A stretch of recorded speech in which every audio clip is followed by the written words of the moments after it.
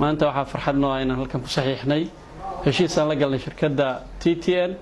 oo ah inay ku samayso dayactir iyo dib u hagaajin wadada weyn ee magaalada dhex marta wadadaas oo burbur badan soo gaaray muddadii badan oo la isticmaalayay iyo siyaabaha aan fiicnayn ee dadka qaarkii u isticmaalay wadada dhaawacyada badan oo soo gaaray waxa la sameyn doonaa waa la kabkabayaa si fiican baa loo hagaajinayaa kadibna waxa la saarayaa laami dhamays ah oo 5 cm ah oo ah midka wasaaradaha wadadooda la mariyay oo kale hadii rabiidmo waxaan maanta halkan ku cadeynaynaa lacagtii $1 ahayd ee korontada iyo biyaha laga yaabo wax badan dadka qaarkii inay isweydiinayeen oo raxmata shilka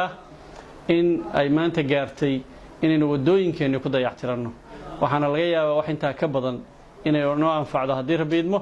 xisaabteedana waa la idin soo gudbinayaa gudiga insha Allah taala markaan u gudbino ayaa gudigu idin soo gudbin doona xisaabteeda wixii halka ku baxa iyo wixii inoo ka hara iyo wixii leena ku yeesho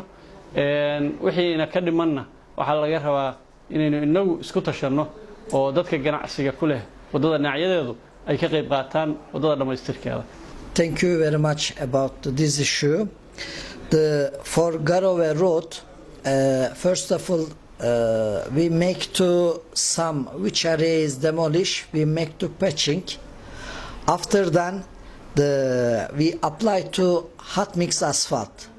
Roughly 2 kilometers and 8 meter width and 5 centimeter of thickness. Technically this issue, and thank you very much for the Mr. Mayer because too much attend this issue, also the other committee. Inshallah we will try to best of this activity. shaqadan hadii ilaahay inaan ka dhigo waxay bilaaban doontaa dhawaan bay bilaaban doontaa dhaqso u bilaabanaysaa dadweynaha ku nool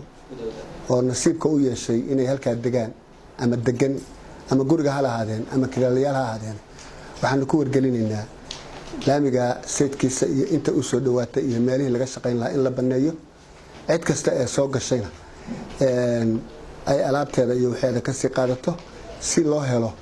dayactirka iyo meeshii looga adeegi lahaa ama looga shaqeyn lahaa wadada in la baneeyo baa loo baahan yahay.